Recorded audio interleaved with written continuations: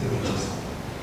Nous passons maintenant aux questions et nous demanderons à nos amis de la presse de s'approcher et de poser des questions en commençant à donner le nom et l'institution de la presse. Et tous nos autorités ici présentes auront à répondre à leurs questions, même si c'est en anglais. Merci.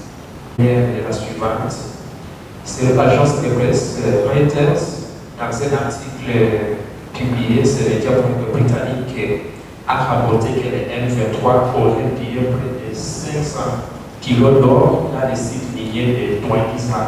Est-ce que pouvez-vous commenter, confirmer ou infirmer cette information?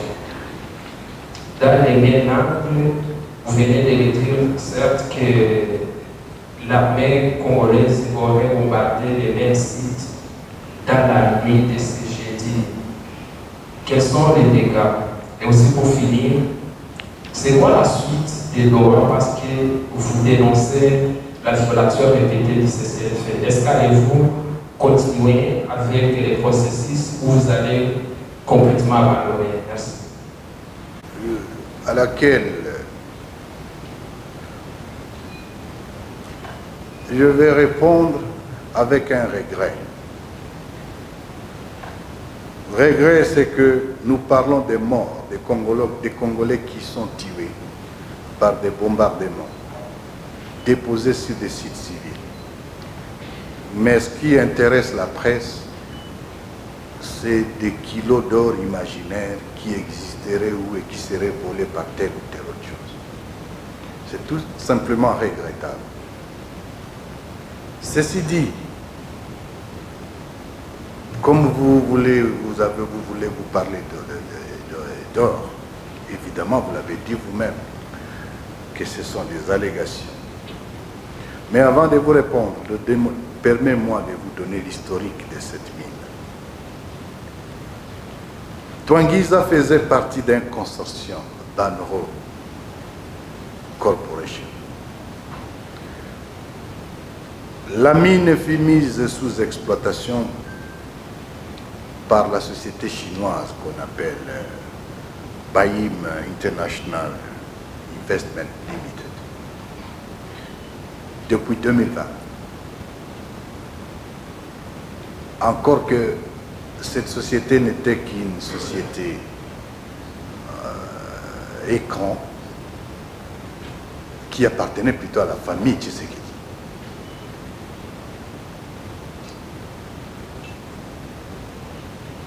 Donc c'est une société qui a exploité pendant tous ces temps, sous la couverture de la première dame, des frères de Tshisekedi, mais surtout de Maman Marthe. Évidemment, ils utilisaient les Chinois pour l'exploitation. Et par son communiqué du 8 mai 2025, le directeur général de cette société, un Chinois, M. Chao Zheng, a déclaré qu'ils auraient mis fin aux activités de cette compagnie à Douangisa. Il poursuivra dans la même déclaration que ce qui était comme produit d'exploitation d'alors avait été acheminé de Douangisa vers Guindou, avant l'arrivée des AFC M23. Avant l'arrivée de l'AFC M23, donc, les stocks d'or qu'il y avait ont été acheminés à Guindou. Dès l'arrivée de l'AFC M23 à la libération, certains équipements ont été identifiés comme tels à Bukavu. Et ces équipements étaient justement destinés à cette exploitation. Ceci dit, la mine n'est plus sous exploitation. Mais entre-temps, il y a des exploitants artisanaux qui ont toujours existé bien avant et qui, en trichant et faisant, ils sont là. Et les bombardements qui se font aujourd'hui, on bombarde la société, disons, les artisanaux qui opèrent dans cette zone. Il est évident que nous ne sommes pas des exploitants. Nous sommes des révolutionnaires. Notre lutte, ce n'est pas chercher l'or. Nous n'avons jamais d'ailleurs été à Tanguiza ou je ne sais pas où. Non. Alors, et qu'aujourd'hui, le régime se lance à bombarder les différents sites et prétend, c'est pour couvrir justement les forfaits qu'ils ont fait à ce niveau. Et bien plus, vous savez ce que ça veut dire l'exploitation de l'or? Ça requiert l'expertise, ça requiert l'investissement, ça requiert le temps. Nous sommes arrivés à Tanguiza il y a moins de 5 ans. Quand est-ce que l'AFC, qui n'a pas d'équipement, qui n'a pas d'investissement là, s'est mis à prendre de l'or? Et puis ça m'étonne que ceux qui exploitaient l'or, la famille Tshisekedi, soient partis à la suite de la pression de l'AFC M23, mais qu'ils prennent quand même soin de laisser 500 kilos à réserve pour dire que non, nous vous aimons tellement que lorsque vous allez arriver, on ne va pas prendre. Non, monsieur, arrêtez de distraire. Ça, c'est la distraction. Ça n'a rien à voir avec la révolution. Nous ne sommes pas là-bas. Et ceux qui ont besoin de faire les mines, nous administrons désormais l'espace. On est en train d'assainir l'environnement économique et des investissements. Qu'ils viennent et qu'ils investissent. Nous sommes des révolutionnaires une fois encore. Nous ne sommes pas des exploitants. Et notre vocation n'est pas d'exploiter. Les dégâts, jusqu'hier soir, ont continué les bombardements. Jusque ce matin, il y a eu des bombardements. Il y a d'énormes dégâts. Mais surtout, la population civile. Beaucoup sont morts. Nous aurons le temps de donner les bilans en termes humains, en termes matériels et consorts. Mais une fois encore, c'est avec regret que je réponds à cette question. Parce que nous parlons ici des morts, des Congolais qui sont tués, des civils qui sont tués, par ceux qui sont censés les protéger. Mais quand nous sort ici la question des minéraux, nous n'en savons rien. Doha, nous sommes à Doha. Et comme nous l'avons indiqué tout à l'heure, nous avons fait montre de bonne foi. Et cette bonne foi demeure. Malgré, en dépit bien entendu, de la distraction de M. Tshisekedi, notre bonne foi a été poussée jusqu'à ce que nous avons accepté. Le premier communiqué conjoint avec le gouvernement, alors qu'il disait qu'il ne parlerait jamais avec nous. Nous avons eu comme deuxième output une déclaration des principes. Et pas plus qu'il y a quelques jours, nous avons encore signé le mécanisme de surveillance et de vérification de ces cessez-le-feu. De bonne foi. Mais nous savons aussi que nous faisons l'objet de bombardements continus et répétitifs. Et nous disons, nous poursuivons avec Doha. Aujourd'hui, nous sommes venus dire à la face du monde, à la communauté internationale et nationale, que notre bonne foi a quand même des limites. Nous poursuivons avec Doha, cependant, nous n'allons pas permettre que les criminels continuent à tuer nos populations, à bombarder les sites civils et surtout à inquiéter la stabilité qui est en train de naître dans l'espace. Je vous remercie. Merci, Commandant. Dites-moi de poste. C'est bien entendu le fait que nous sommes en face d'un régime qui a fait du mensonge, je dirais, une option de gouvernance. On ne gouverne pas par les mensonges, on ne gouverne pas par l'escroquerie, on ne gouverne pas par des promesses en permanence. On ne gouverne pas par les vols, c'est des voleurs, c'est des escrocs, en commençant par celui qui en est à la tête, c'est un escroc. Uvira, vous dites que c'est un non-État, il n'y a pas que Uvira. Pourquoi vous vous focalisez sur Uvira? S'il vous plaît. En Ituri, on tue tous les jours. Et c'est d'autant plus choquant que les morts qui sont en Ituri sont considérés comme des détails. Aucun communiqué, aucune condamnation. À Beni, au Grand Nord, on tue tous les jours. Et ça passe comme un détail. À Uvira, effectivement, il n'y a pas d'État. On ne sait pas qui contrôle Uvira. Et dans cette situation, les discours de haine, la discrimination, la division, les massacres. À Kinshasa, il n'y a pas d'État. C'est la ville la plus sale qui soit.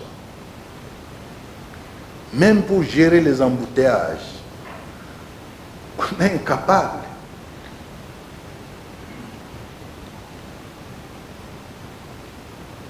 Il n'y a pas d'État, vous l'avez dit vous-même. Le Congo est un non-État.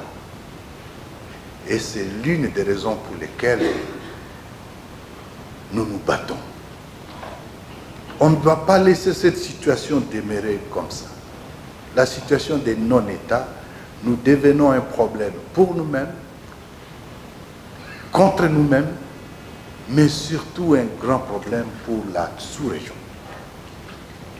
Parce que là où il y a un non-État, c'est là que choisissent les bandits des autres États pour opérer. C'est la raison pour laquelle vous avez trouvé la coalition des FDLR, les ZDF, et les REI, des mercenaires, toutes sortes d'armées du monde vont se retrouver parce qu'il n'y a pas d'État. Vous avez raison. Allons-nous laisser la situation comme ça? Je pense que tout Congolais sensé, vous et moi, vous et nous, nous avons la responsabilité de mettre fin à cet état de chaos. Et M. Tshisekedi incarne justement cette situation de non-État. Pas de gouvernance, détournement, vol, escroquerie, mensonge. Nous avons la responsabilité de mettre fin à cette situation.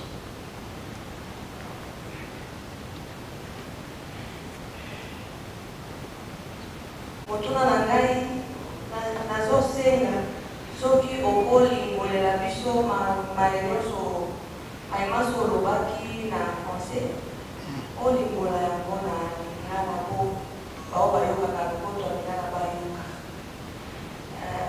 Ma deuxième question nazosenga na faso yatolaki ndeko na ngai ya Kivu Morning Post makambo matali masolo ya doa na makambo ezoleka bamultiple massacre et attaque soki bodéclare guerre ou bien bokosala ndenge nini. Merci beaucoup. Yo nayebi te soki nakoki koresume nyonso na lobi nakokoka koresume yango à quelques minutes. Lobi boye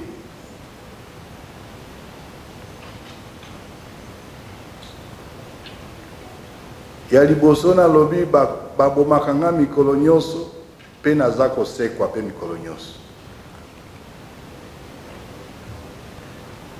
Tolobi lelo toyawa mpona koyebisa mokili mobimba bakongole baoyo baza na mboka baoyo baza libanda mpe bapaya oyo tobengi communauté internationale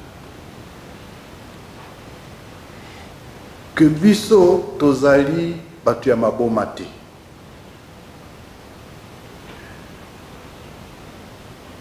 Toyebi pe ke batu ebele ba zalaki ko comprendre biso te ndenge nini batu lokola ba oyo bakoki kokende kozwa mandoki.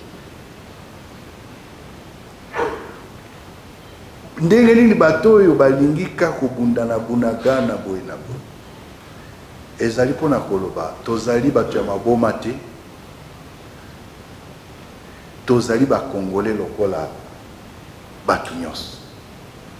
Kasi soki omoni moto atelemelika eloko azotika te, c'est que raison ezali. Yango tobenga yango ba cause profonde oyo ezosalake po bitumba esila ba cause profonde wana totala yango. Yango tobanda na bunagana bato ya matoi mambongi wana bayokaka te, tosolola bazolinga te. Sima na yango toye na baruchuru Masisi ti ndenge tokoma na Goma, Bukavu. Tango tokomi na Bukavu nde bato mosusu babandiko moname toyokana no bato oyo balingi nini. Me biso tosengaka esika nyonso tolingi tosolola po tolobi crise oyo toza na kati oyo toza na raison ya kobunda te, tokokaki kofanda tosolola problème nini ezali po ba problème eza ebele oyo tobengi yango raison oyo ni bato mosusu bamonaka ngo kaka pamba o nanga kenda kuna mpona babotola esoki ndenge eza bablage. Encore que soki ezalaki mpona babotola eni bongo bobotola yango mpona nini ekanai te. Makambo ezali tosolola me balingaka te. Langage oyo bayokaka ezaka ya lotutu ya kobunda nde esika tokona. Yango wana ntango bamoni ke no bakokoka na bitumba te, aye kondima Tshisekedi na lokuta na ye o to nandimi siko tosolola toke na doa. Toke na doa te po ya lingaki amoni ke no rapport de force eza na faveur na ite. Ya lobaki akosola na biso te. Mais kolanda na te po toyebi ke suku bandi kolanda oyo ya lobaka ukoki kopike crise yo moko. Toke na doa na bonne foi na motema malamu tosololi tobandi masolo tozosolola. Me nyonso tosinyaka na bana ye lobi nango tosinye me ya buki yango. Nde yango lelo lisusu tosi tosinye kuna mikanda misato. Communiqué conjoint, déclaration à principe, mécanisme à surveillance et vérification à CCLF. Mais awo ya suka to signé ka lobiao, mais alingi kotika te aza ko bombarder. Mais ko bombarder a bombarder ka basoda na biso ba kufaka te. Po basoda na biso baza esika o ya zo kanisa te. Mais azo bombarder ba izi. Avant to lo bango mama boye bango. Avant balongwa wana Goma ba buki ba machine à régie des eaux na régie des eaux pour batu ya Goma bazwa maite. Avant balongwa na Bukavu ba piller Bralima ba yibi ba biloko ebele ba saboter biloko ebele ya ba. Lelo twangize ezali moko ya ba izino ezalaki kuna. Et puis eza izino ezalaki exploiter na famille na ye. Lelo bazo bombarder yango mikonyo so butumo. Et puis tozaka kuna te biso tozaka luka orte. Tozaka luka minerete. Biso tozaka bundela mboka. Ba izine panzani batu bakufi population civile bele bakufi. Mais soki wana teza na Masisi na Lubero na Walikale baza ko attaquer pe bazo kosa kuna na doa ke tozaka kosola. Yango lelo toye kozwa batu a témoin trop c'est trop. Tokotika te ko permettre que non makambwana et continuer. Pe asuka ndenge moninga on a tuna ki motuna liboso. Toza lisusu na état te. Nous sommes dans une situation de non-état. Soke na Kinshasa, embouteillage pamba bako osala mote. Mais ba miyi bikaka mikonyos. Détourneur. Gouvernement mobimbeza koyiba. Lokuta. Soke na bunya na Ituri mobile, na Djougou surtout, Irum, batu bazako kufa mikolo nyonso. Et puis kuna atie gouverneur ndeko na ye. Po kuna na Ituri, batu ya maele bazalaka te. Po na ye kosala mutu akosala ezaka muluba. Ou bien ya famille na ye. Soke na Grand Nord, batu bazako kufa mikolo nyonso. Balobi keza ba RB ba ADF boina boy. Na Uvira ndekolo ba justice. Pe surtout kuna na au plateau bâtir siège. Donc ça fait plus de 4 mois ba kangi population ezali kuna. Pour kaka bazali ba tous. Bâtir bango siège. Bazangi ata mungwa. Savon ezalaka kuna te. Kisi ezati. Batindi ba humanitaire batindi avion moko bakendo kotikela bango kisi na piste ya Minembe ba bombarder avion. Ezali ba crime bo ezali tozali ko. Lelo tom toye ko loba ndenge na bina lembola bino kozwa bino a témoin que bazo beta biso. Bazo boma biso. Bazo boma ba congolais. Mais tant que tu as démarré, pardon, vous pouvez sur les suscités. Ce qui t'a démarré à Watonyo kwa mimingi, pardon, vous pouvez sauter.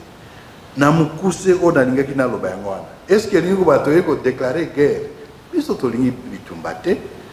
Mais kasi tu kutika teke ba boma biso mikonyo so ndenge bazako bomba batwana. Ba drone ko ciblé batu, ba konzi ko ciblé ba usine ko ciblé na ba église. To kondima ngote yango nde toye ko zwa bino to yebisa bino to zwa bino population à témoin.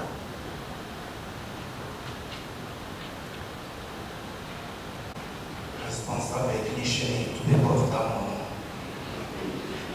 Avant mes questions, j'ai une très petite question, Monsieur le Gordo. Comment vous allez?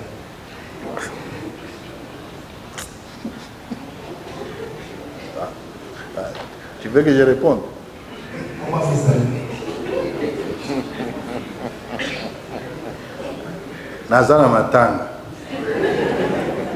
Je vais bien, mais Nazana matanga. Bazo bomba batu, ba bombarder batu mingi. La civile to kufi ebele.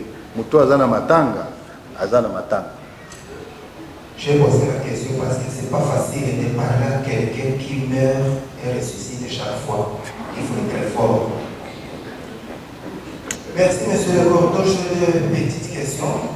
Et l'autre question, peut-être, ça sera une préoccupation que notre patron de la PSP s'en occupe.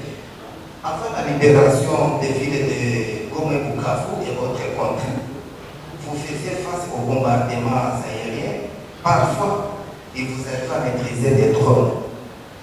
Est-ce aujourd'hui, les lieux de Sarambe, l'AFC, a rabaissé sa vitesse?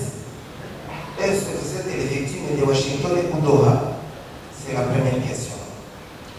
Deuxième question, à la tombée de la ville de Goma, pour ne pas dire la libération, la tombée d'abord, vous avez saisi tout un arsenal d'armes poudrières. Parce qu'à partir de Goma, on allait bombarder même Kigali. Est-ce que vous n'avez pas au sein de l'AFC, peut-être que ça soit un secret militaire, parce que nous n'avons pas eu encore la chance, nous la presse locale, de voir le cordon militaire, vous n'avez pas les experts à l'artillerie pour faire face au bombardement dont aujourd'hui les zones libérées sont victimes. Et peut-être revenant sur ce que mon confrère Baksabo a dit, nous apprenons qu'il y aurait entre l'AFC 23 et Bujumbura, il y aurait de pourparlers. Parce que Bujumbura, une fois ouvert à contrôler, c'est tout un problème. Ce sont des questions. Maintenant, s'agissant de notre patron de la presse, ce n'est pas nous seulement Congolais, moi seul. Nous sommes les victimes des chaînes YouTube. Il suffit que dans mon titre, le mot AFC 23 apparaisse. La chaîne est bloquée.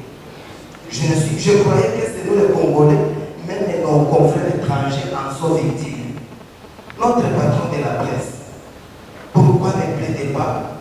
Parce que si nous pilotes sur ma chaîne, même ceux du gouvernement, moi je dis, et les gens me disent, il y a un moment qui n'a pas bien d'information.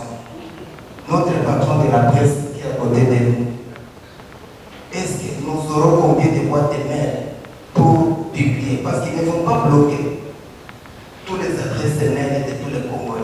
Merci. Merci à vous les présidents de compte qui répondent rapidement. Nous aurons une réunion à la fin du mois pour parler de ce sujet. Merci beaucoup.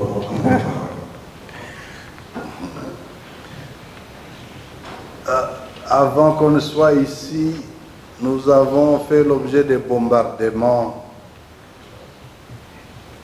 de Mont Sabinho jusqu'à là où nous sommes. Vrai, je confirme, M. Moustapha. Ceux qui ont une raison de se battre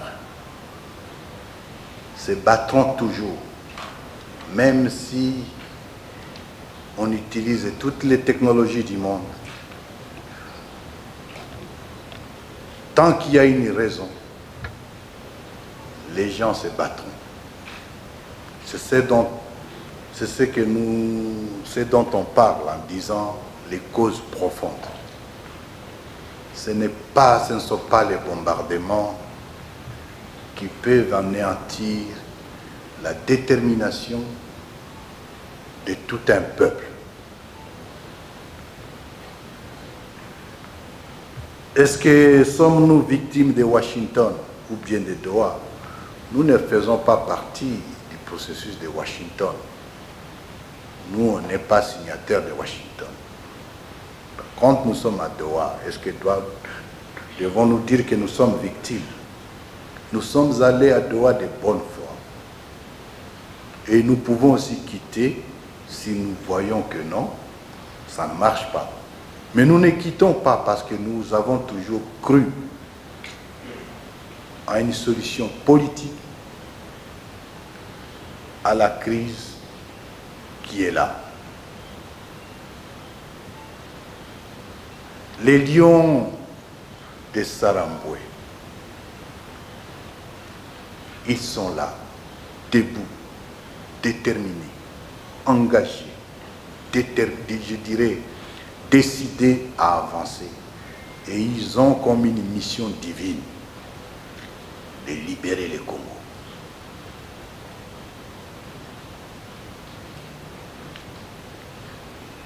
L'ARC, constituée de ces lions de Saramboué, est aujourd'hui l'embryon de l'armée de la RDC de demain. Nous le répétons encore, ce ne sont pas les FARDC, ce n'est pas l'ARC qui va rentrer au FARDC. Ce sont les FARDC qui vont rejoindre la vraie armée, l'ARC. Et ça sera, comme ils le disent si bien, un triage au cas par cas, en enlevant tous les voleurs, tous les escrocs, cette chaîne de commandement pourrie qui ne sait pas faire la guerre, dont la mission première est toujours de replier stratégiquement. Nous avons la mission de créer la prochaine armée. Et cette prochaine armée est aujourd'hui en reconstitution à travers les lions de la Sambwe, à travers l'armée révolutionnaire congolaise, que dirige aujourd'hui la coordination, le coordonnateur militaire, le général Makega, avec ses hommes, avec ses commandements d'hommes disciplinés, engagés et déterminés. C'est ce qui forme l'Alliance Fleuve Congo AFCM 23 dans sa branche politique et dans sa branche militaire. Les armes que nous avons saisies ici, pourquoi vous voyez seulement ceux qu'on a saisis à Goma? Nous n'avons jamais eu de financement quelconque notre fournisseur en armes, ce sont les FARDC. Nous attaquons, nous récupérons des villes et nous reprenons les armes et nous nous organisons avec ces armes pour avancer. Faire la guerre, ça coûte cher. Mais comment on arrive quand même à continuer à faire la guerre? Parce que nous avons une raison, nous avons une cause, et notre cause est noble.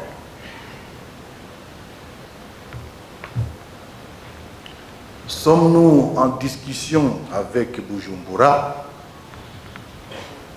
C'est comme si vous me posiez la question de savoir, est-ce que tu es réellement mort? Trouvez la réponse vous-même. Nous sommes là. Nous ne sommes pas en discussion avec Bujumbura. Nous sommes plutôt en discussion avec le régime de Kinshasa.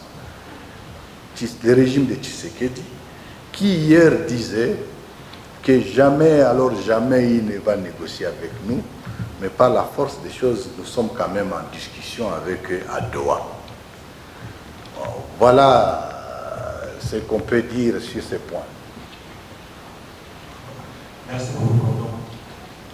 Voilà, en bas.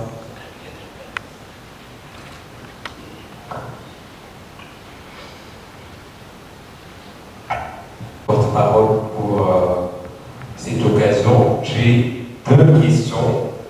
Et la première question, je vais la poser au coordonnateur adjoint. Et c'est en rapport avec le processus des Doha. Je me présente, je suis Fiston Mahamba, je travaille pour l'agence de presse Reuters et pour le média Congo Tchèque. En rapport avec Doha, il y a eu 3 accords signés et tous ne sont pas respectés. Comment continuez-vous à retourner à Doha pendant que ces 3 accords, dont l'accord principe, l'accord sur l'échange des prisonniers et tout récemment l'accord sur le mécanisme de cessez-le-feu. Comment continuez-vous à rentrer à Doha pendant que ces 3 étapes ne sont pas respectées? Ça ne serait pas aussi le cas pour l'accord de paix qui est projeté. Et qu'est-ce qui bloque l'implémentation de ces accords, spécialement sur l'échange des prisonniers? Qu'est-ce qui bloque ces points-là? Et ma dernière question concerne la situation économique. Le taux du dollar est fixé par la Banque centrale à Kinshasa, mais il y a des répercussions dans les zones sous votre contrôle. Donc cette question, je l'adresse au cordon. Comment expliquez-vous cela et quels sont les mécanismes mis en place par l'AFC M23 pour que cette influence du taux d'échange qui est fixé par la Banque centrale à Kinshasa ne se répercute pas sur la population de zones sous votre contrôle? Merci beaucoup. Je dois préciser une chose ici, que nous sommes à Doha justement pour trouver la paix. Et si notre engagement pour la paix est malmené par les habitudes de Kinshasa de ne rien respecter.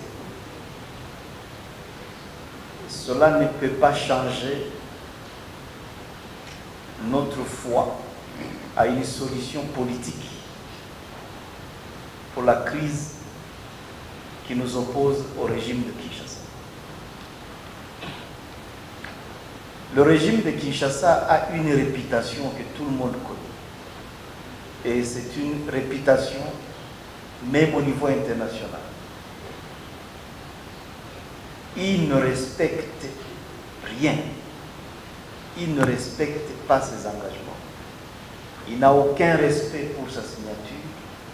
Il suffit de le voir dans tous les accords qu'il a signés avec ses partenaires internationaux, avec les partenaires nationaux, avec même les partenaires régionaux.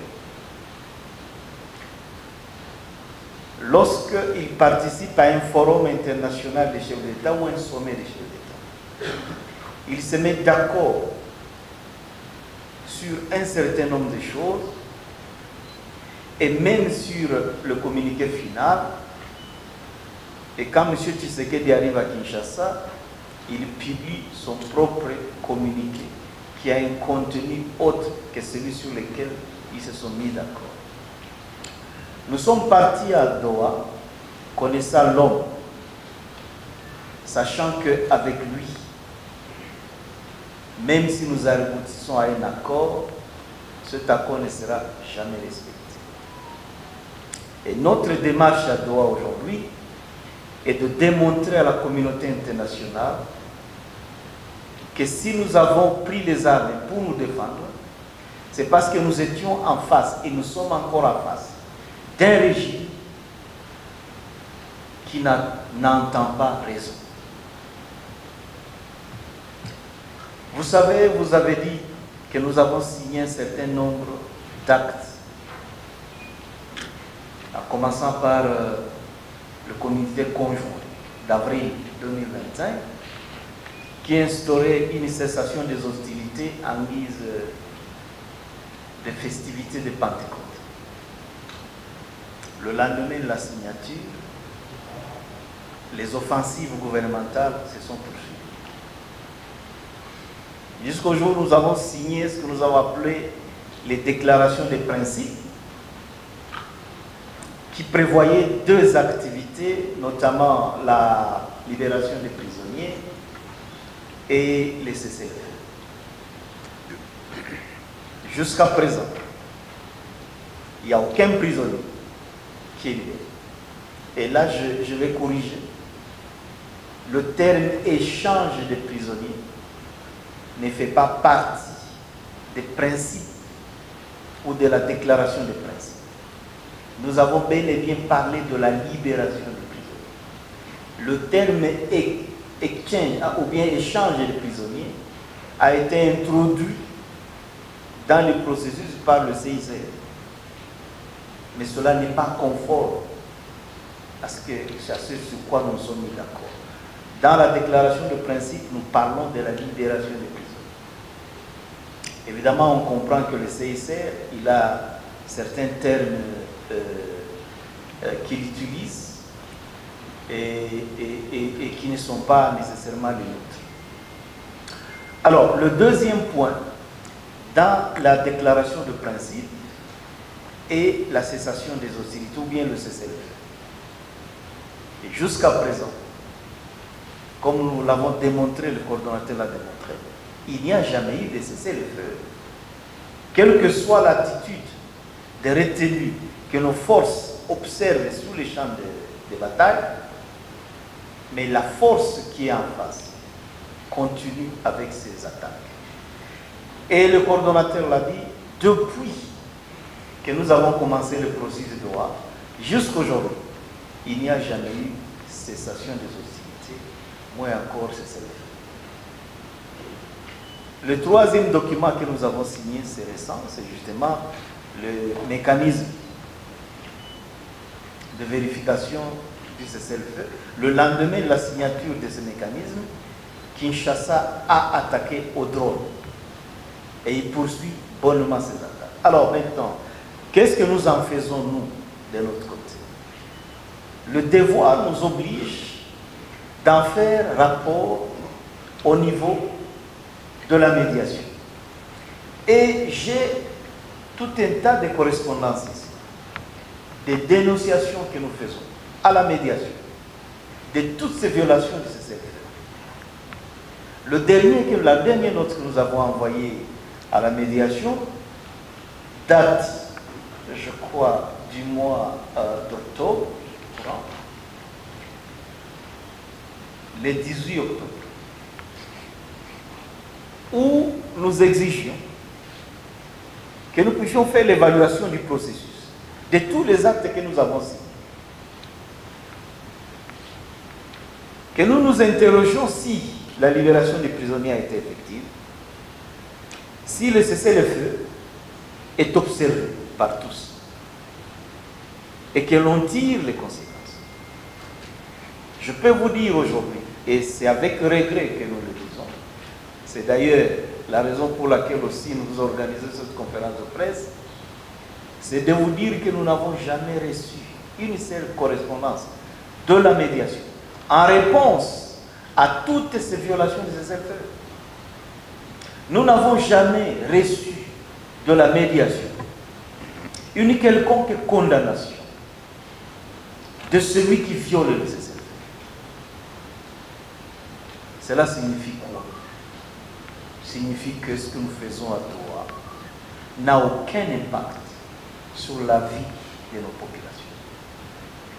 Alors que nous allions à Doha, nous nous disions que si d'abord nous pouvons obtenir la cessation des hostilités, de manière à permettre à notre population de se mouvoir librement, de s'adonner à ses activités, de continuer à vivre normalement comme elle vivait avant la guerre, que ce serait déjà un grand pas pour nos populations, un grand soulagement pour nos populations. Mais que si Doha ne peut pas nous donner la paix, la cessation des hostilités, si Doha ne peut pas nous donner des garanties de la résolution des causes profondes,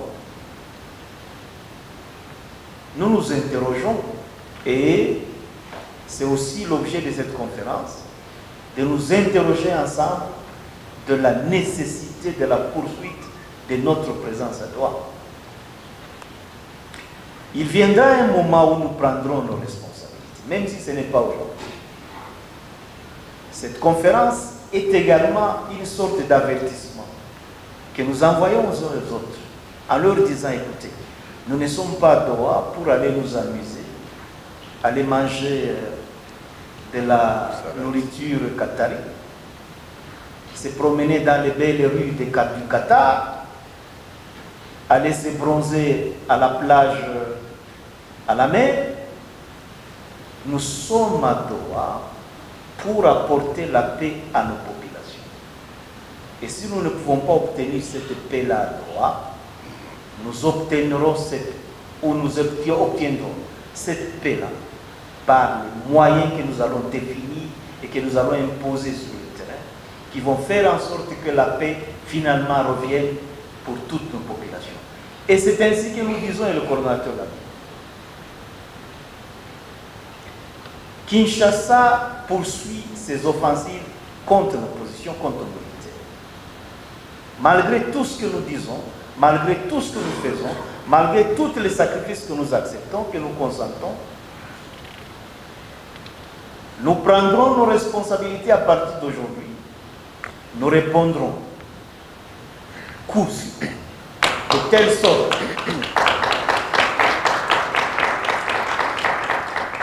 sorte que nous arrivions à imposer la paix, que nos populations qui sont dans l'espace que nous contrôlons et ceux qui sont dans l'autre espace contrôlé par le gouvernement puissent avoir la paix.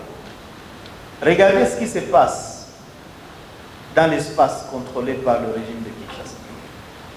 Je prends un exemple de Fizi, par exemple, où ce qui s'appelle la RAT, la force, comment ça s'appelle, la réserve armée de la défense des FARDC, se livre bonnement et sans scandaliser le monde à des viols systématiques sur des femmes et ils filment, ils mettent ça sur les réseaux sociaux. Et que cela ne fasse l'objet d'aucune condamnation.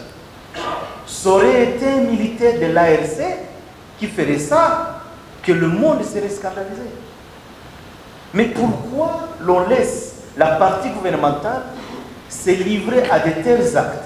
En fait, c'est ce qu'on appelle justement les viols armes de guerre. Parce qu'on utilise aujourd'hui les viols pour terroriser nos populations.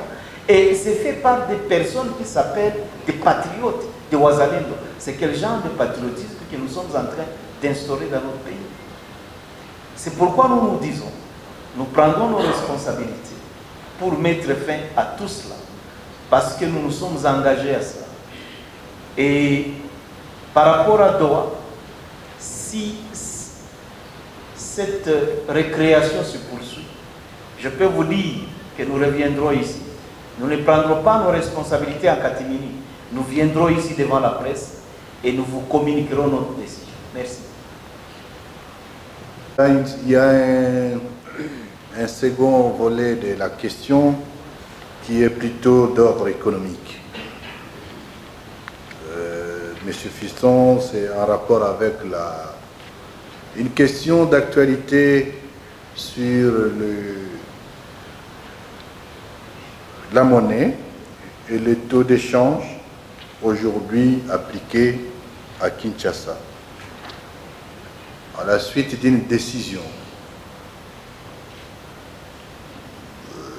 les uns diront que c'est une décision irresponsable, mais moi je dirais que c'est une décision prise avec responsabilité dans la logique de l'escroquerie qu'ils ont mis en place depuis l'avènement du régime Tshisekedi. Avant de vous parler de cette question des taux d'échange, je voudrais d'abord rappeler ici quelques faits. Vous vous souvenez certainement de la taxe RAM. C'est dans la même logique. La taxe RAM a produit une taxe d'abord illégale,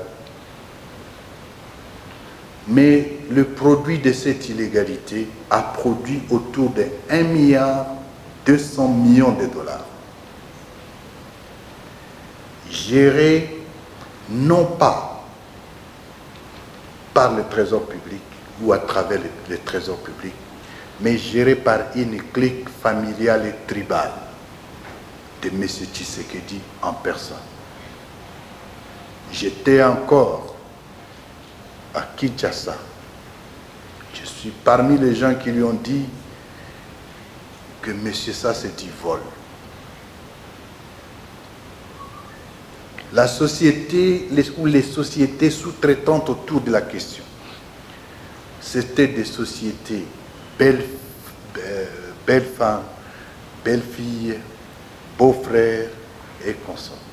1,2 milliard de dollars collectés sur toute l'étendue du territoire national. Parce qu'à chaque fois que vous payez les crédits, il fallait qu'on te coupe quelque chose. Mais de 1,2 milliard de dollars collectés, le seul résultat, 1,2 milliard, c'est une université, et encore que non, l'université ne peut être construite que chez lui. Collecté sur toute l'étendue du territoire. Escroquerie. Et quand nous disons que M. Tshisekedi est un escroc, nous savons de quoi nous parlons. 2. Vous vous souviendrez encore qu'il y a un jugement rendu par la Cour internationale de justice en faveur de la RDC et qui condamne l'Ouganda a payé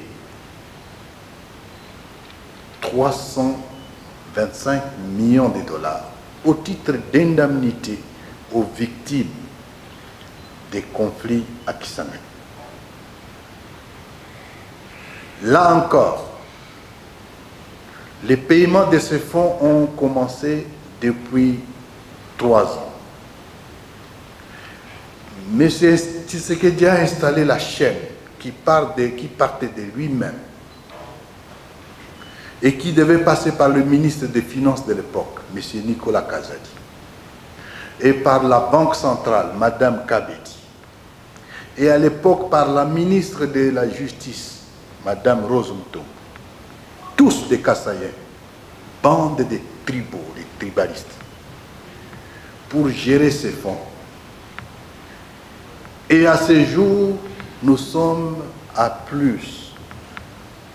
Nous sommes à la au quatrième versement de l'échéance. Soit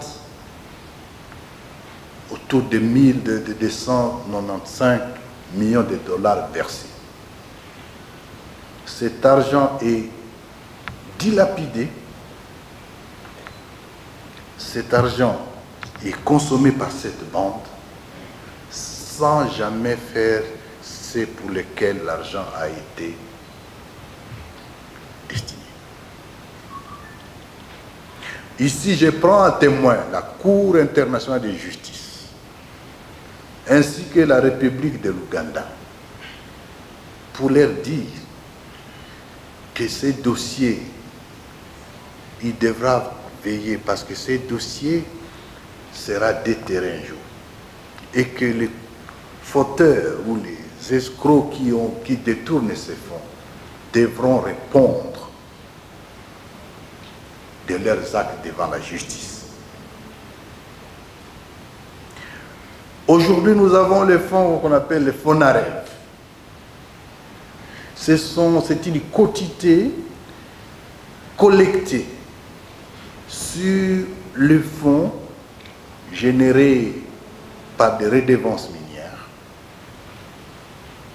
et autour de 20 à 30% de ces fonds sont devenus en quelque sorte un champ de la famille présidentielle.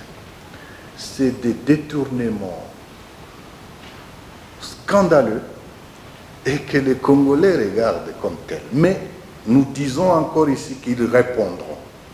C'est dans cette logique, pour ne citer que ces quelques exemples, c'est dans cette logique qu'aujourd'hui, le nouveau gouverneur de la Banque centrale, un apprenti sorcier, qui est venu un peu comme l'autre jeune ministre de la Justice, je ne sais pas ce qu'il est devenu, pour diriger l'institution financière nationale dans une logique de populisme et de mensonges. Je voudrais vous dire, je suis économiste, et vous présenter ici l'escroquerie qui est derrière. Et je voudrais que je les rende non pas à des termes économiques sophistiqués, parce que très souvent les économistes, ils vont passer à la télévision pour dire, écoutez, nous avons maîtrisé les taux directeurs, nous avons injecté... Ça ne veut rien dire. Écoutez l'escroquerie derrière. Ce qu'ils ont fait, le taux d'échange avant cette opération au niveau de Kinshasa était en fait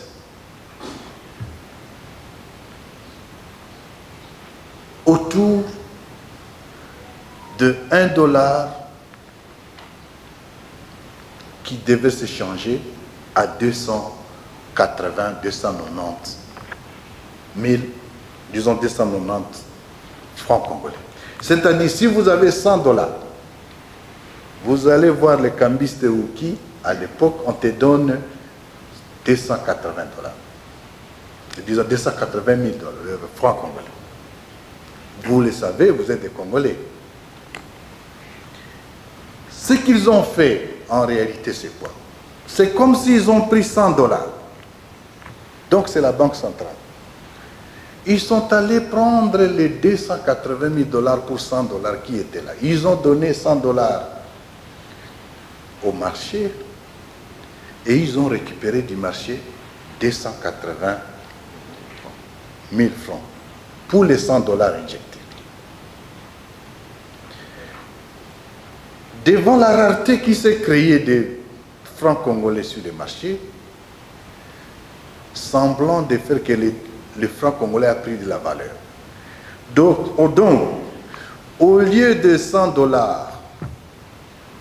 280 000, c'est revenu à 200 000, voire 180 000. Par la même occasion, si lui, maintenant, il prend les 280 qu'il avait récupérés à main, il les remet pour acheter le même 100 $ qui se trouve maintenant chez vous. Il vous dit, je vais acheter ça maintenant à combien? À 180 000. La différence là, c'est quoi? C'est ce qu'il prend. Et pour ça, ce n'est plus 100 $.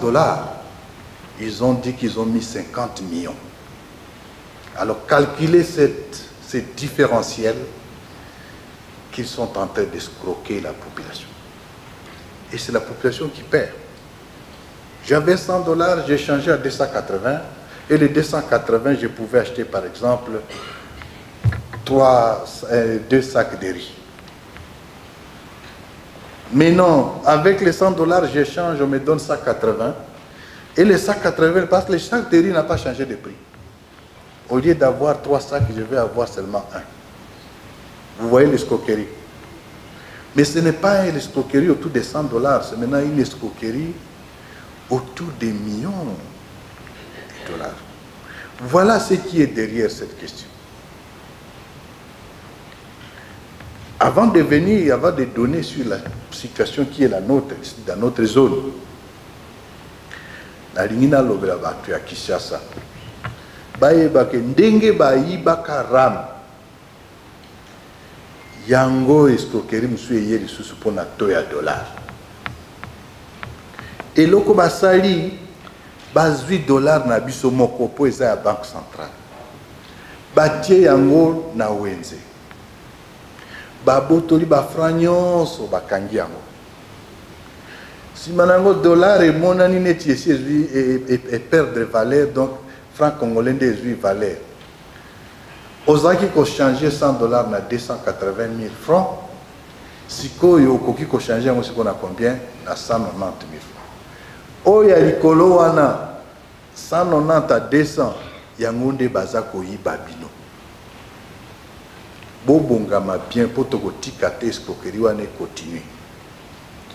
Alors maintenant, pour répondre à la question, revenir à ce que vous avez dans notre zone, la zone libérée,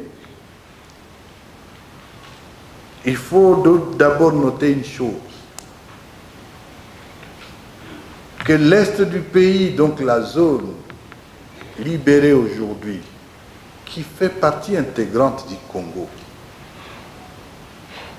est victime d'une punition collective, juste parce que vous êtes de Baswahili. À notre entrée d'Agoma, M. Tshisekedi a donné la décision de bloquer les banques, de bloquer les épargnes de la population de l'Est. J'insiste sur le fait que si cette situation était au Kasaï, il n'aurait jamais pris une telle décision. Il le fait parce que c'est la population de l'Est, qu'il considère comme tous des Rwandais, des étrangers. C'est dans sa logique. Et c'est dans cette logique-là que vos épargnes sont bloquées par les banques,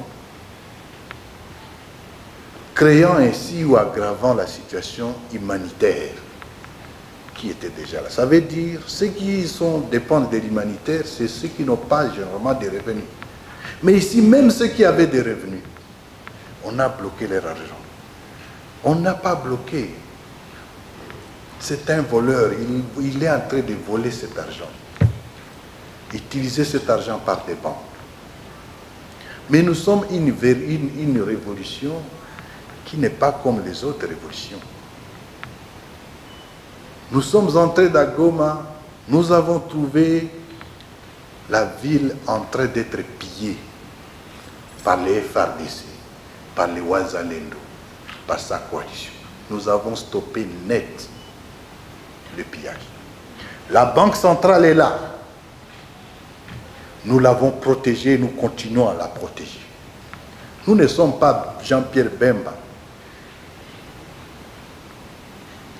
Angualima, qui lorsqu'il arrive à Bunia, avec sa révolution, avec l'opération dite Angenga, il a volé la population de l'Ituri. Quand il arrive à Centrafrique, il va casser la banque centrale là-bas. C'est la raison pour laquelle il est allé à la CPI. Nous sommes une révolution constructive parce que nous voulons construire. Nous ne pillons pas, nous protégeons. Aucune révolution au monde ne peut arriver à un âge sans casser les banques. Les banques sont restées nettes. Alors, devant cette punition collective, quelles sont les mesures? Non, nous sommes responsables, nous administrons les territoires. Et certaines mesures ont été plus ou moins prises en dépit de la punition collective que les gens vivent. Sans moyens, on est en train de relancer et plus ou moins les travaux publics, les routes. Avec le peu de moyens que nous collectons, on s'organise pour commencer les investissements. Bravo à nos gouverneurs. Nos deux jeunes gouverneurs, avec les initiatives qu'ils ont, la voirie urbaine est en train, on a commencé les travaux. Aujourd'hui, quand vous allez à Massissi, ou positionnez vous-même ici, sur la route de Massissi, c'est chaque jour que des camions Fuso sont en train de retourner des vaches. Les vaches qui avaient fui, qu'on avait fait fuir, on les ramène, symbole de la stabilité. Les activités agricoles, on a relancé. Les pommes de terre que nous mangeons chaque jour, c'est-à-dire les biraïs. En Ngungu, c'était une production en abondance. L'administrateur du territoire de Nyiragongo, nous observons lui-même dans les champs, et même les autorités, les top management de l'AFCM 23. Nous avons lancé, nous avons nous-mêmes des grands champs que nous avons déjà désormais lancés. Dans les jours qui viennent, vous ne viendrez pas en conférence de presse pour dénoncer quoi. On va vous faire voir les champs que nous avons lancés, les systèmes d'élevage qui sont en cours et qui feront, c'est ça les Congo de demain. Remettre les gens au travail. Mais la punition collective dont nous faisons l'objet, nous la gérons et la résilience est là. C'est pour moi l'occasion de féliciter la population. La population du Kivu, c'est ça le soleil du Congo. La population du Kivu, c'est là où il y a ce dynamisme avec une résilience qui fait que nous résistons à toutes les épreuves. Que nous allons marquer cette résilience, ce dynamisme dans tous les pays. Parce que nous savons que c'est nous-mêmes. Le développement du Congo dépend de nous-mêmes. Nous avons toujours chanté Congo itajengwa na ndibijana, Congo itajengwa na sisi wenyewe iyo, na sisi wenyewe. Alors, ceux qui pensent avec des voyages tout le temps pour aller quémander l'argent, pleurnicher, écoutez, nous disons, nous construisons le Congo. Le Congo sera construit par nous-mêmes. Et c'est à travers certaines valeurs, comme le dur labeur, le travail, la détermination. Mais il faut d'abord qu'on crée un État et qu'on arrête la récréation qui est de l'autre côté. Je vous remercie. À Doha. Tuliwaita nyinyi watangazaji wa habari, tulikuwa tunataka kuwazungumzia vitu vya muhimu kama viwili. Cha kwanza ni kuambia kwamba sawa vile coordinator alisema, jeshi ya raia ama jeshi ya Bwana Tshisekedi inaendelea kuenda umbali mbali na masikilizano ambao tuliweza kusikilizana hapo Doha. Wanaendelea kufanya violation ya ceasefire. Leo usiku kwa mfano, ama usiku wa kulamkia leo, karibu saa 6:30 saa 7 ya usiku, waliweza kupiga kwa bomu nyingi kabisa eneo za Twangiza, na huko Twangiza waliua watu, waliua raia.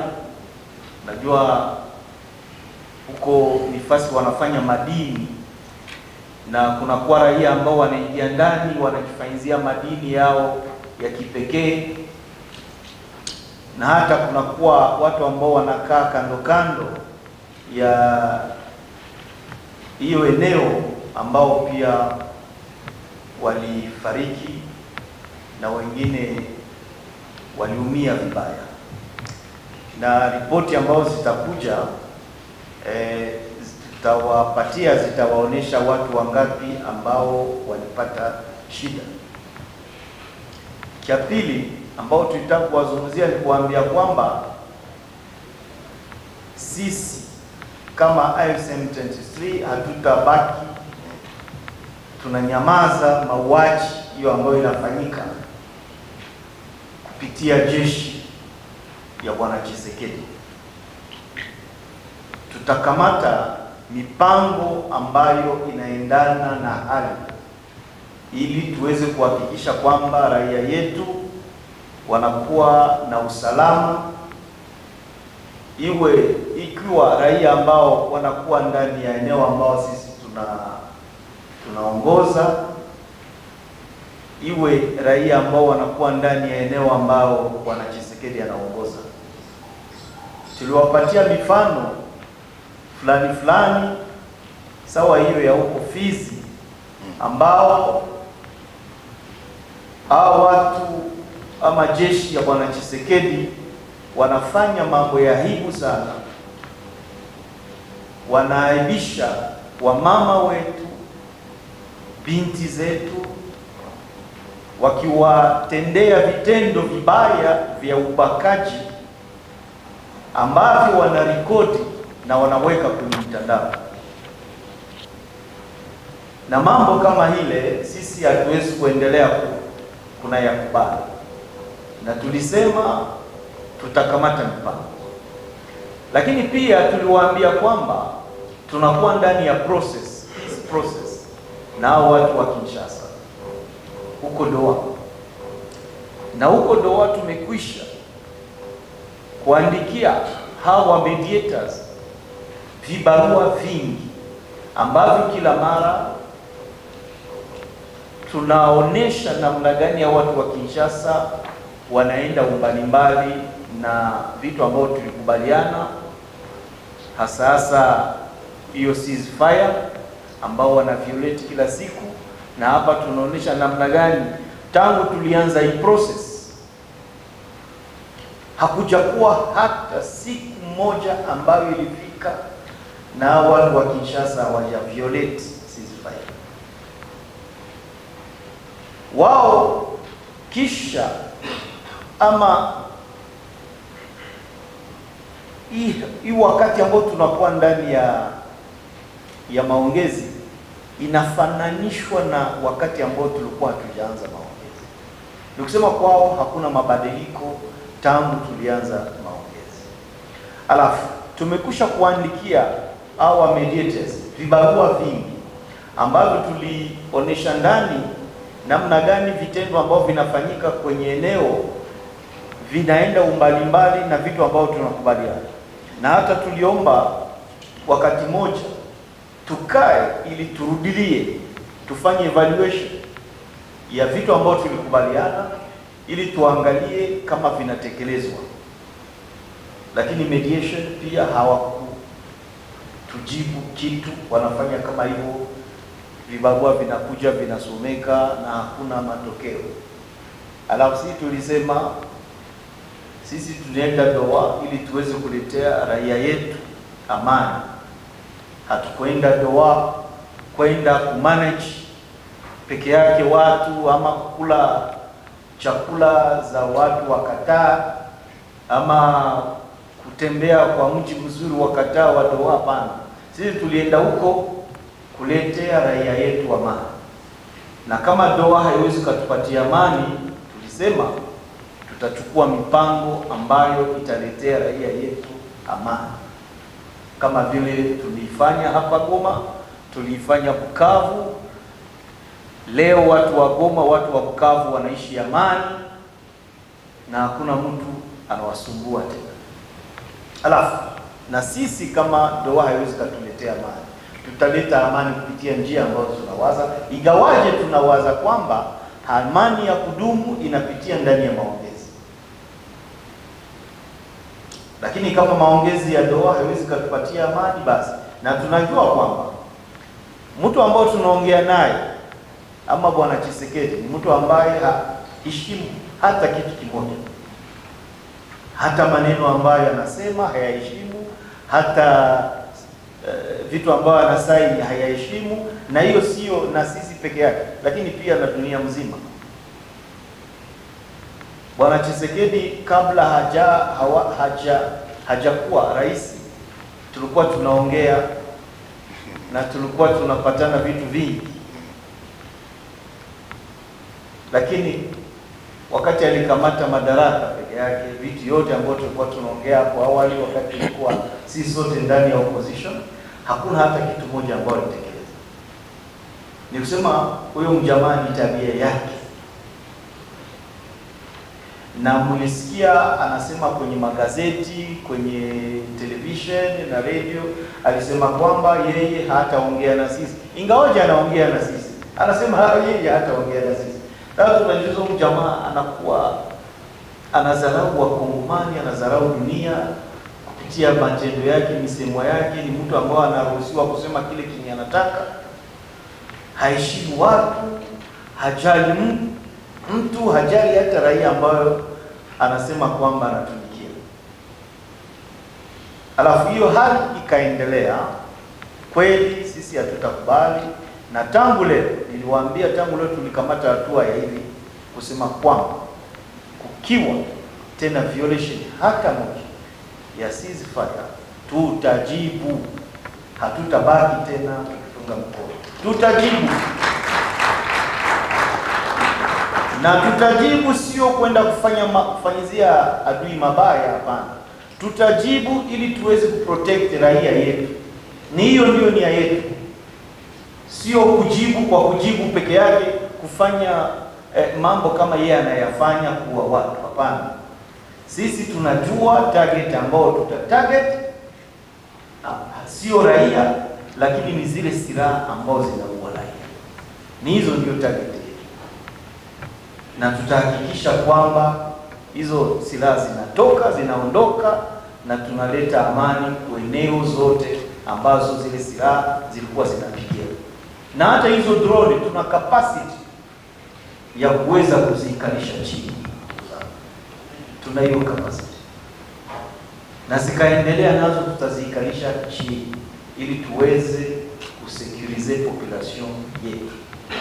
Hiyo mafupi ambayo tulikuwa tunapanga leo kupitia coordinator wetu, ili tuweze kuelezea raia na pia kuelezea wale wa mediators kwamba hatutabaki tunawaandikia kila siku. Tumechoka na vibarua, tumechoka. Inakuwa wakati sasa ya kukamata hatua, na hiyo hatua tutaichukua, na hatutaichukua kwa uficho chini ya meza, hapana. Wakati tutachukua hiyo hatua, tutakuja hapa, tutawaitisha, tutawaambia. Basi kwa hiyo tunashukuru. Asante. Pour une fois, on a vu un rebelle cultivé. C'est ça le langage à Rutshuru. Et entre-temps, M. le coordonnateur, la partie que vous avez accordée à la population, je crois 200 hectares, il sollicite aussi, il faut encore des tracteurs. Le nombre reste encore insuffisant. Profitons de l'occasion également pour remercier le porte-parole du gouvernement, plutôt du mouvement, et bientôt le gouvernement, j'imagine. Et c'est parce qu'il relance la RTNC. Aujourd'hui, à partir de Kamituga, on dira, nous suivons la RTNC à partir de moment, M. le coordonnateur, la nouvelle émission. Mais vous allez nous aider sur une chose, M. le coordonnateur. Nous risquons de quitter ici, et ça c'est ma première question, ne connaissant pas quels sont les concepts que nous allons utiliser dans nos reportages. Est-ce qu'entre nous, je sais comment la FC23 commence avec cette attaque sur la ligne de front, est-ce que vous pouvez nous emprunter le terme bientôt le lancement des offensives? Deuxième concept, est-ce que vous autorisez que nous disions un dernier avertissement ou alors une dénonciation comme cela a toujours été fait également à l'époque même de l'état de siège? On a vu des généraux qui sont passés toujours par la dénonciation. Essayez de nous aider, nous comme la presse, dans le choix de ces trois concepts. Ma deuxième question va s'adresser au secrétaire général chargé de la justice et à des questions juridiques.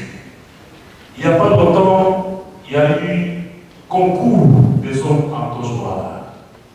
Cela est resté dans les tiroirs, il n'y a pas de résultats.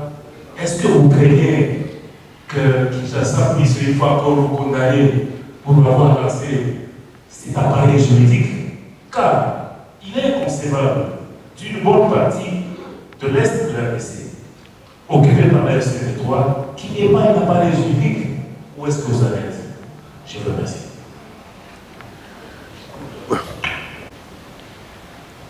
C'est la première fois qu'on voit un rebelle cultivé. Moi, je ne suis pas rebelle. Et nous ne sommes pas des rebelles. Nous sommes les révolutionnaires. Dans votre éditorial, je vous prie de commencer d'abord par corriger ça. Nous sommes les hommes des changements. Nous sommes des hommes qui ont vu que la situation ne doit pas continuer de cette façon et nous nous sommes révoltés. Révoltés pour qu'on amène le changement, pour qu'on amène le bien. Et c'est pour la population. Ce n'est pas que nous étions, avant d'aller là-bas à la révolution, ce n'est pas que nous n'étions pas confortables. Nous l'étions. Mais ça fait partie des sacrifices. Dieu merci, je prends ça, nous prenons ça comme des compliments. Vous avez vu que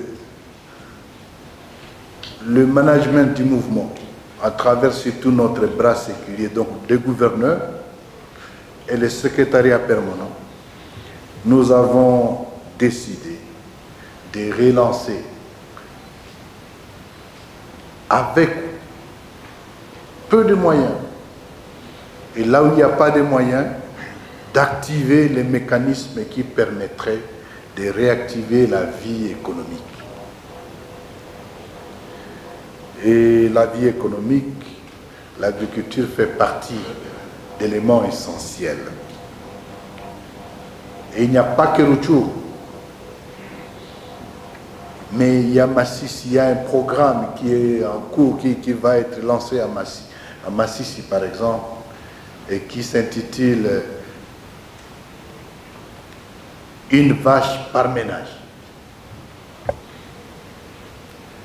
Pour permettre la production bovine en protéines, mais surtout en lait. C'est des programmes qui vont réactiver l'agriculture au vrai sens du terme. À l'élevage des caprins, porcins, volailles, pêcherie, disons, les poissons, la production de poissons, tout ça, c'est un programme qui vient. Mais nous n'attendons pas que nous ayons tous les pays pour arriver là, parce que la population doit manger.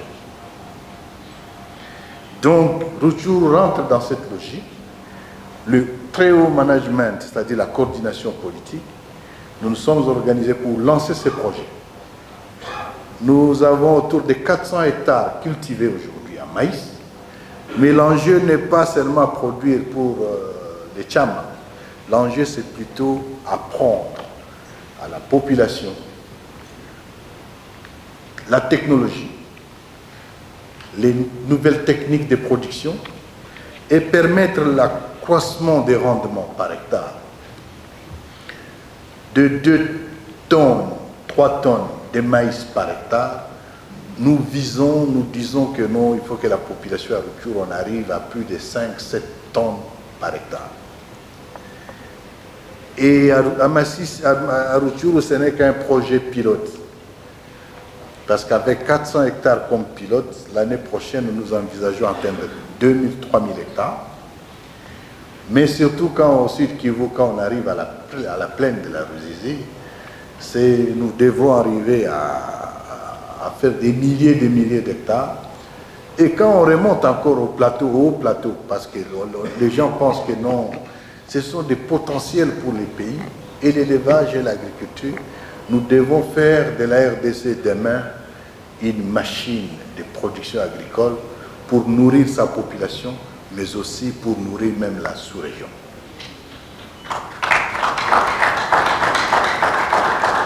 Donc c'est donc un programme séquencé qui est mis en place avec l'idée, bien entendu, qu'on arrive à l'autosuffisance alimentaire, à la sécurité alimentaire, mais qu'on en fasse aussi des business. Il faut créer la richesse. Les pays ne se développent pas par les ONG. Les pays ne se développent pas par les Nations Unies ou MONUSCO, non.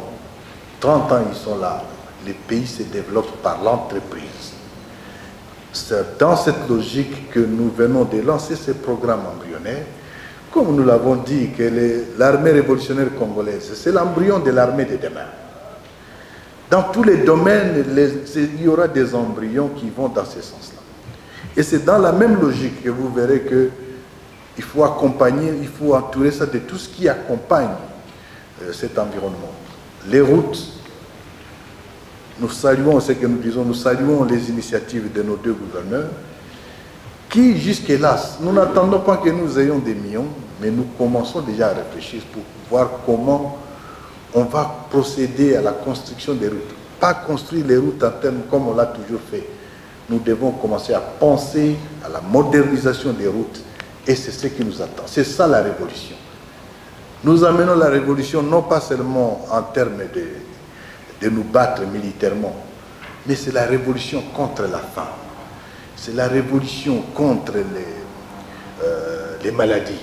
C'est la révolution contre les mauvaises habitudes. Mais c'est la révolution pour les changements. Mais c'est la révolution contre la misère, contre la pauvreté. C'est une révolution pour amener la richesse, pour créer la richesse, pour créer la classe moyenne et consort.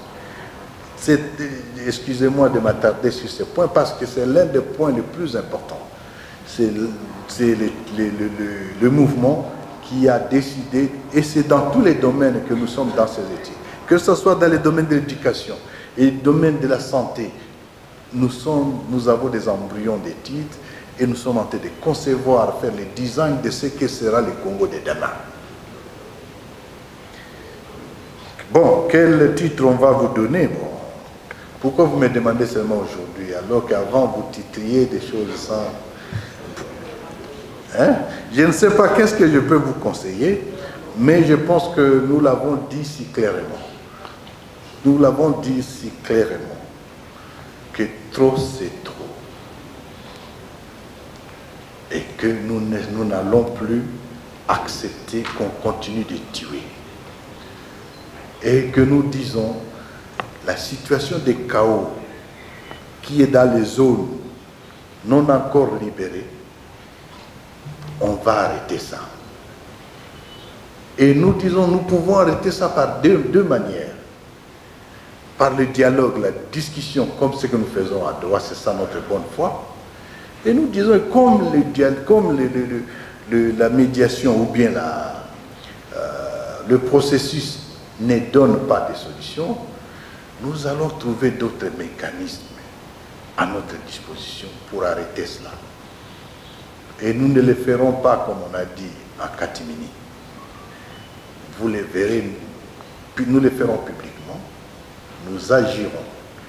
Mais lorsque nous allons agir cette fois-ci, ne venez pas nous dire arrêtez, s'il vous plaît, discutons encore. Dernière question sur la justice. Oui, je vous ai parlé de la révolution. L'un des éléments constitutifs d'un État. Donc un État est constitué de 4 piliers. Le premier pilier, c'est l'armée. Et je vous ai dit que l'ARC, les lions de la Saramboué, c'est ça l'armée de demain. Le deuxième pilier, c'est sa police.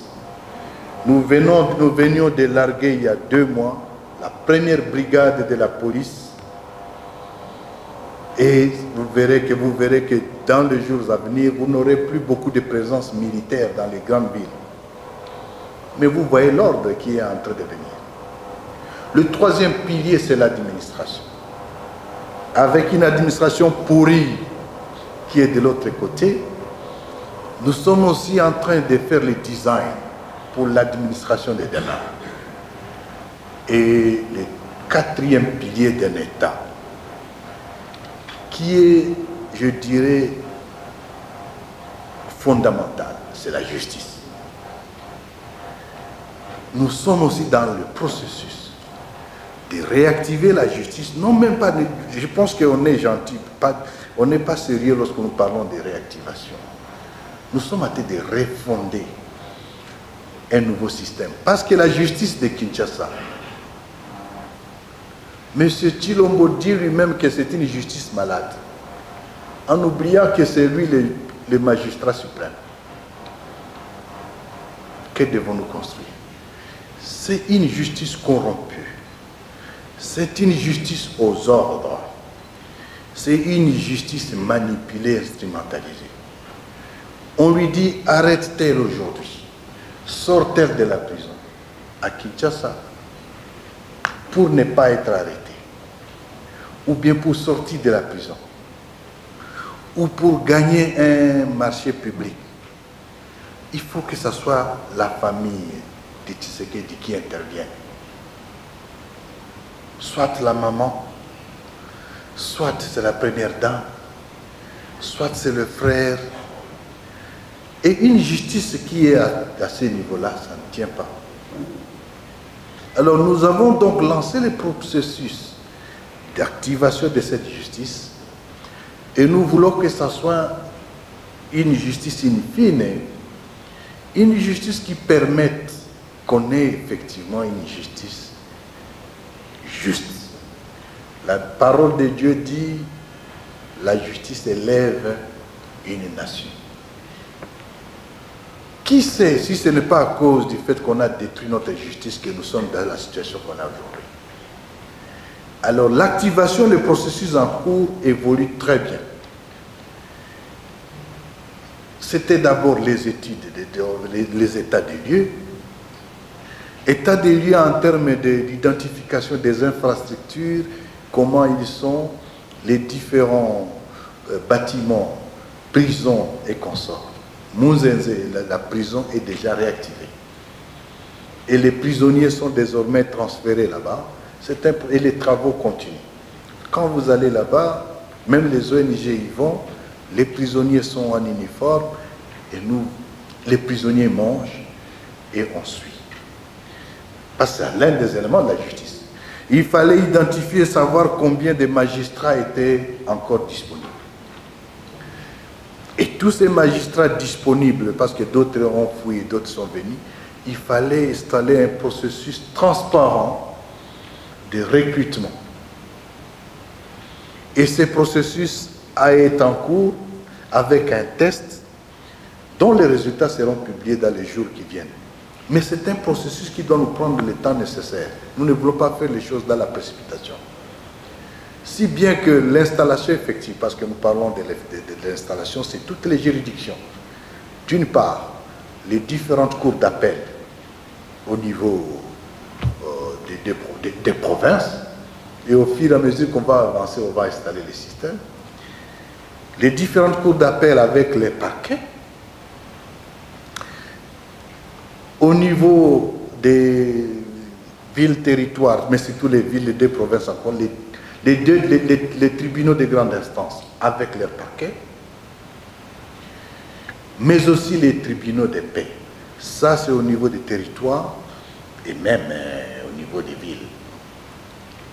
Mais on doit arrimer ça, bien entendu, avec les tribunaux qu'on appelle coutumiers, mais nous privilégions d'abord,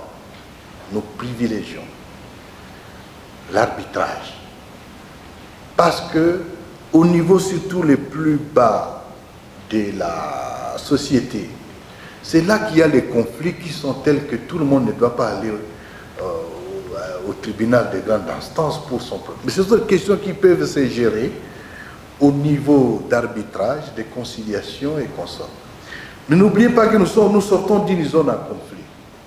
La notion de dire que non, nous devons mettre une justice transitionnelle, les questions foncières, les questions, bon, c'est ça, les questions des terres, ce sont des questions qui se posent avec beaucoup de gravité dans notre zone.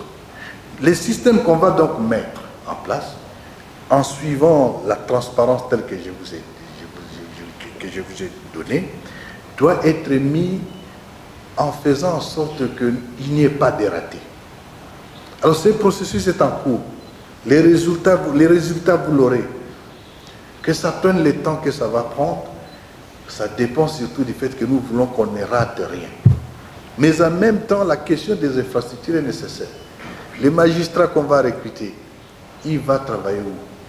Sous l'arbre, sous ceci. On est tout ça mis ensemble, les processus évoluent et le calendrier est en train d'être suivi normalement. Ça pourra aller, ne vous en faites pas, il ne faut pas vous faire d'illusions. Du moins jusqu'à la fin de l'année, vous n'aurez pas encore vu les instances déjà installées. Le processus est en cours de façon méticuleuse et détaillée pour qu'on arrive à un résultat qui fera que nous soyons la différence des Kamleta, que nous soyons la différence de ceux qui sont de l'autre côté. Parce que la justice, c'est ce qui va nous permettre d'asseoir, évidemment, de régler aussi d'autres problèmes. Nous voulons que que cette guerre soit la dernière et que nous ayons la paix définitive et durable. Voilà ce qu'il en est. Alors n'allez pas spéculer, non, écoutez, on a fait les tests, il y a ceci ou cela, non. Ça, le processus évolue très bien sous notre autorité personnelle et la supervision directe, bien entendu, du secrétariat permanent. Je vous en prie.